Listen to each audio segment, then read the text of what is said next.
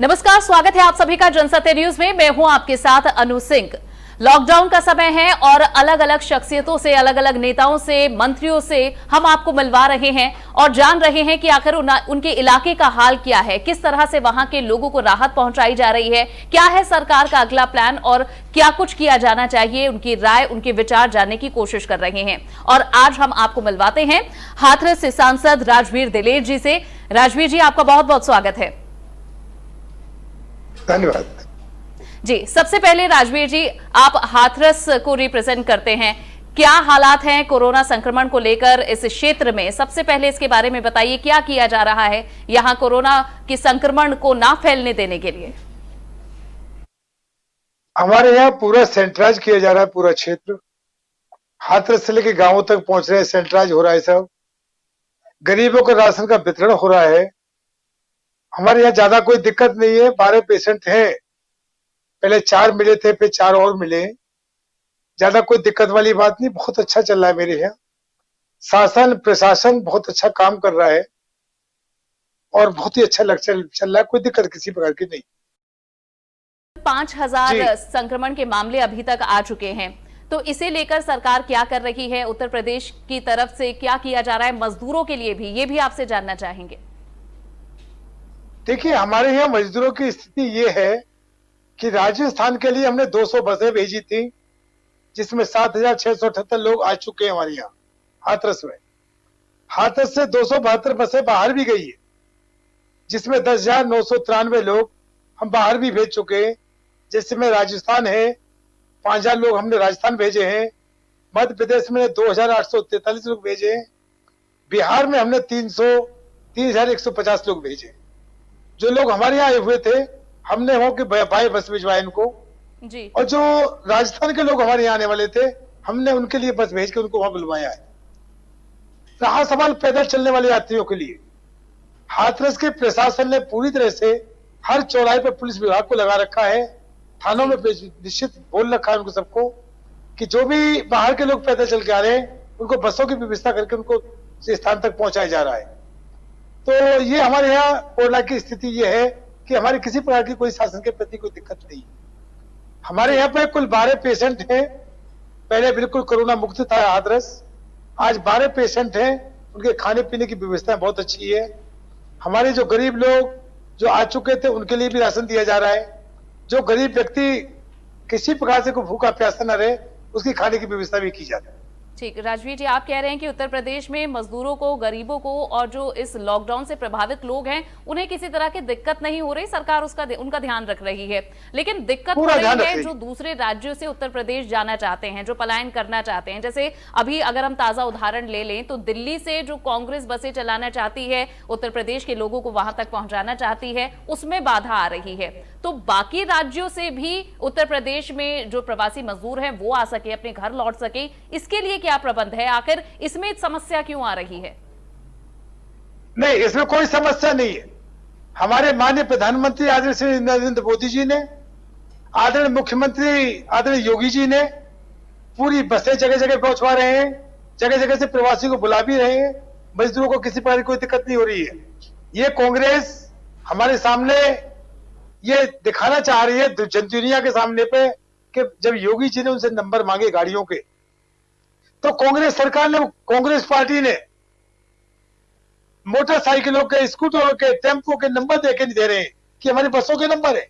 ये कहां की राजनीति है? कांग्रेस राजनीति कर रही है इस चीज के लिए। भारतीय जनता पार्टी, आदरणीय प्रधानमंत्री जी की, नरेंद्र मोदी जी, आदरणीय योगी जी, पूरी तरह से सब जितने भी लोग बाहर के लोग हैं, पैदल चलने वालों की व्यवस्था कर रही है। बाहर जो फंसे हुए लोग हैं, उनको मिलाने की व्यवस्था कर रही है। तो हमारे पात्र प्रधानमंत्री जी, आदरणीय मुख्यमंत्री जी हर तरह से प्रयासरत है और कर भी रहे हैं। उसके लिए हम लोग प्रयासरत हैं। आपकी बात ये दुरुस्त है कि प्रधानमंत्री भी लोगों से, मजदूरों से अपील कर रहे हैं कि आप पैदल ना निकलें, आपके लिए व्यवस्था की जा रही है ठहरने की, खाने पीने की और बाकी तमाम इंतजाम किए जा रहे हैं। और सीएम योगी आदित्यनाथ ने भी कहा कि कोई भी मजदूर पैदल नहीं चलेगा, आदेश भी दिए कि उन्हें बीच में ही रोका जाए, रहने की व्यवस्था की जाए और उसके बाद बसों में उन्हें उनके गंतव्य स्थान तक पहुंचाया जाएगा। इसके बावजूद भी रेला लगा हुआ है सड़कों पर मजदूरों के लगातार जाने का, ये आप भी तस्वीरों में देख रहे होंगे। आखिर क्यों मजदूर विश्वास नहीं कर रहे केंद्र की, राज्य की या बाकी राज्यों की सरकारों पर ही? सिर्फ उत्तर प्रदेश का मसला नहीं है बल्कि बाकी सभी राज्यों का यही मसला है। आखिर मजदूरों को समय पर सही जो जरूरत की चीजें हैं वो क्यों नहीं मिल रही? क्यों उन्हें पलायन करने पर मजबूर होना पड़ रहा है? नहीं, आदरणीय प्रधानमंत्री जी के आदेशों का पालन करते हुए आदरणीय मुख्यमंत्री जी पूरी तरह से बसें भिजवा रहे हैं, लोगों को बुलवा भी रहे हैं। और जो लोग हमारे यहाँ यूपी के अंदर आ गए जी, यूपी के आने वाले मजदूरों के लिए मनरेगा में काम भी दिया जा रहा है। कोई भूखा प्यासा न रहे, राशन की पूरी व्यवस्था की जा रही है। कहीं कोई दिक्कत नहीं हमारे यहाँ यूपी के अंदर। जी ठीक। राजवीर जी, ये भी जरा बताइए कि जो प्रवासी मजदूर वापस उत्तर प्रदेश पहुंच रहे हैं उनकी स्क्रीनिंग के लिए, उनकी टेस्टिंग के लिए आखिर क्या किया जा रहा है? क्योंकि कुछ ऐसे भी मामले आए जहां 800 मजदूरों की अगर स्क्रीनिंग हुई है तो उसमें से 200 कोरोना पॉजिटिव निकले हैं। तो डर इस बात का नहीं है कि शहरों से ये बीमारी गांव तक लेकर जाएंगे? ये और भी बड़ी समस्या पैदा करेगी, क्योंकि ऐसे इलाकों में, इन राज्यों में जो स्वास्थ्य सुविधाएं हैं वो शहरों के मुकाबले कम है। तो ऐसे में समस्या क्या शहरों से उठकर गांव नहीं जा रही? जी नहीं, ऐसा नहीं है। हमारे जो बाहर से प्रवासी आ रहे हैं मजदूर, उन मजदूरों की बाकायदा स्कैनिंग होती है। 14 दिन उनको क्वारंटाइन किया जाता है और तब उनको वहां पर देहात गांव में भेजा जाता है। और गांव में जब भेजते हैं तो उनको मनरेगा का मजदूरी का काम भी दिया जाता है। यूपी गवर्नमेंट बहुत अच्छा काम कर रही है, कहीं किसी प्रकार की दिक्कत नहीं है। मनरेगा का काम दे रहे हैं, किसी को कोई फालतू न रहे, कोई भूखा न रहे, प्यासा न रहे, उसकी व्यवस्था करते हैं। ठीक, लेकिन जो सड़कों पर इस वक्त मजदूर दिख रहे हैं उनके लिए आप क्या कहेंगे? जो सड़कों पे मजदूर कहीं पीछे से चल के भी आ रहे हैं जी, तो मेरी लोकसभा के अंदर हर चौराहे पे पुलिस बिठा ली गई है, बसों की व्यवस्था की गई है और उनको वहां भेजा जा रहा है गणतंत्र देवन के स्थान पर। ठीक। राजवीर जी, जिस तरह मजदूरों से भी बातचीत लगातार की जा रही है, अब उनमें डर है और वो नहीं चाहते कि अब दोबारा से वो शहरों की तरफ जाएं। तो ऐसे में एक भारी संख्या में जो मजदूर अपने गांव, अपने पैतृक निवास पहुंच रहे हैं, क्या सरकार पर, क्या इन राज्यों पर अतिरिक्त भार अब नहीं पड़ेगा कि आपको उनको भी रोजगार देना है? रोजगार तो बड़ी समस्या रही है जो लगातार हम सुनते आ रहे हैं, लेकिन अब इन राज्यों पर क्या अतिरिक्त प्रभाव पड़ेगा? नहीं, यूपी गवर्नमेंट नौकरियों की व्यवस्था कर रही है जो मजदूर बाहर से आ रहे हैं। जी, फिलहाल उनको देहात में पहुंचने वाले मजदूरों के लिए मनरेगा में काम दे रहे हैं जिससे कोई भूखा प्यासा न रहे। इसके लिए अब यूपी गवर्नमेंट पूरी तरह से प्रयासरत है।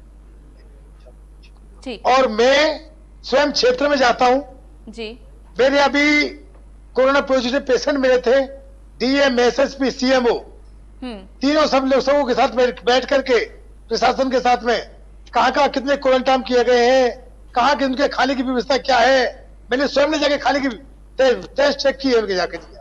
जहाँ पे मुस्लिम वार्ड बने हुए हैं, क्वारंटाइन के मजदूरों को खाना क्या दिया जा रहा है, सब वक्त पे मैं जाकर चेक करता हूँ, स्वयं देखता हूँ, अधिकारियों को प्रशासन के साथ बैठ के मीटिंग करता हूँ। हर चौथे 5वें दिन जाकर के मुस्लिम वार्ड में अपने आप जाके खुद चला जाता हूँ, किसी की जरूरत नहीं समझता अधिकारियों की, खुद जाके मैं चेक करता हूँ। खाने की व्यवस्था और क्वालिटी बहुत अच्छी है जी।